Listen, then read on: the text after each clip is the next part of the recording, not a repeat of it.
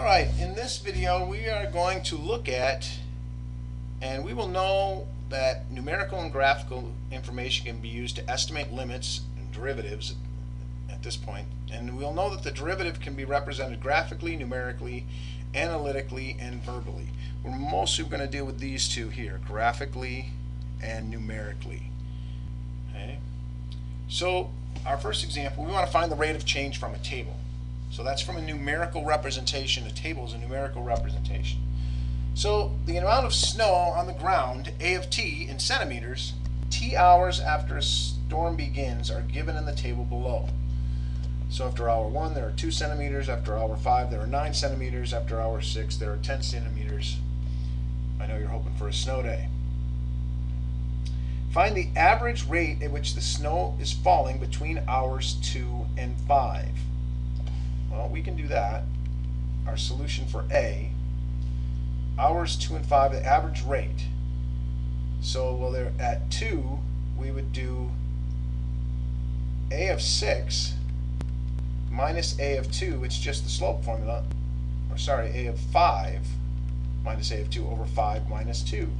So it's the amount of snow that was on the ground after 5 hours minus the amount of snow that was on the ground after 2 hours over 5 minus 2. So that would be 9. A of 5 is 9 minus A of 2, which is 5 over 5 minus 2. That is 4 over 3. 4/3 inches, or sorry, centimeters. Let's make that correct. Centimeters per hour. That was the average rate of change between hours 2 and 5. Now we can do the same thing for B, the average rate of change between hours 3 and 6. Okay, so again we would do A of 6 minus A of 3 over 6 minus 3. So A of 6 would be 10 minus 6, so it's the same, 4/3 centimeters per hour. It happens to be the same. All right. Now C says to estimate the instantaneous rate at hour 4. Well, the table doesn't even give us any information about hour 4. It says hour 3 and hour 5. So if we want to estimate an instantaneous rate, we use an average rate to estimate an instantaneous rate. So the only tool we have when we're dealing with the table here. Okay, so in order to do that, what we do is we're going to use the 2 points that are closest here, 5 and 3. So we're going to do A of 5 minus A of 3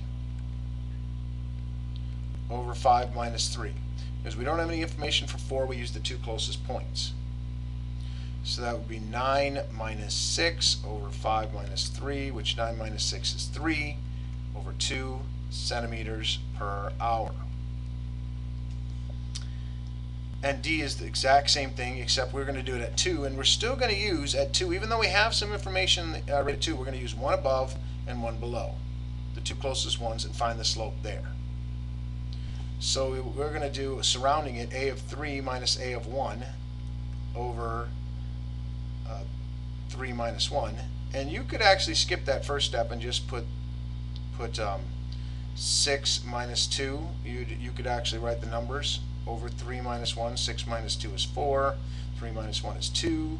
So that's 2 centimeters per hour. Those would be the estimated instantaneous rates. Without any more information, that's the best that we can do, is take the slope formula, okay, which essentially is the slope formula, and estimate our slope when we're dealing with a table. All right. All right. How about from a graph? Okay.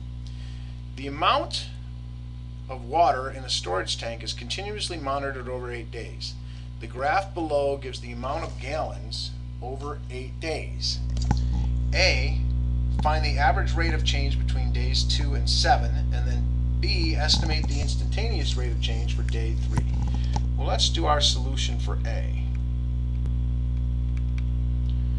first of all, we need to know what quantities we're dealing with. So on day 7, right here, on day 7,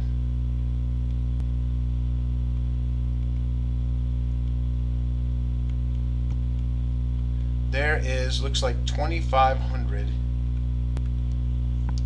gallons. On day 2, right here, it looks like there are 1,000 gallons. So then to do our average rate of change, it would just be 2,500 minus 1,000 over 7 minus 2, which is 1,500 divided by 5, which is 300, and our units are gallons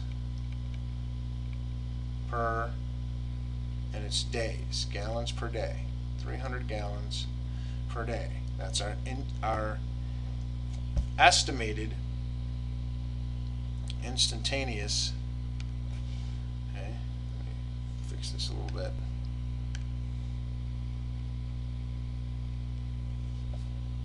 Okay. That's our average rate of change from days 2 to 7. Now B, solution for B. Well, let's clean off this stuff here so we can use this graph again. If we want to estimate the instantaneous rate of change, we need the tangent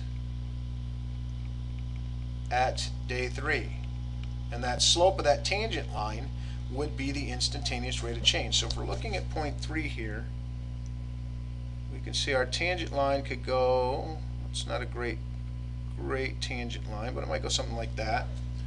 So we see it looks like we're going here, looks like that's like we're going rise and run. And we might say it's going up 500 and over 1. So up, the rise is 500, up 500 and over 1. The run is 1. So we might say 500 gallons per day. So we simply try to do our best to draw a tangent line there, and then use our tangent line to estimate the slope of the curve at that point, which would be the instantaneous rate of change. Instantaneous rate of change is the tangent. All right. Another example. A particle begins moving right along a horizontal axis. The graph of its position function is shown below. And what intervals is the particle moving right, left, okay, standing still? Draw a graph of the velocity. All right, well, it begins moving right. So it's moving right, and it looks like it moves right until it gets to 2 seconds here. Okay, and then it stands still for a while. So it's moving right, and then it stands still, and then it moves left, and then it moves right again, and then it moves left, and then it stands still at the end. So it's moving right from 0 to 2, and then it goes still, standing still from 2 to 3. It moves left from 3 to 4, and then right from 4 to 6, left again from 6 to 7, and finally it stands still from 7 to 9. Well, now it says draw a graph of the velocity. Well, the velocity would be the slope. The velocity is equal to slope. It's a derivative. All these things are pretty much synonymous. So the slope of this line, it looks like it goes up 3 and over 2. So that would be 3 halves, 1.5. So my first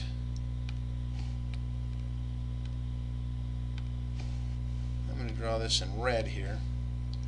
3 halves.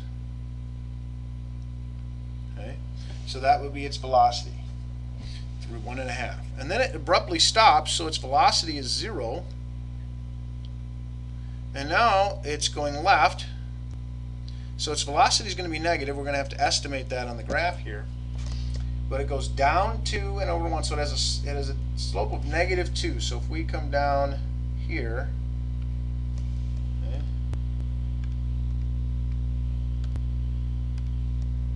and extend this down, and we go to, this might be -1, and here is -2. Then our slope for this little section is -2. Now it's going up 3 and over 2 again, so it's the same as the one, so it goes at 1.5 again during this time, and then down 2 and over 1, so back to -2 between 6 and 7, and then for the last it's standing still at the last, so its velocity is 0. So that is a graph of our velocity function right there.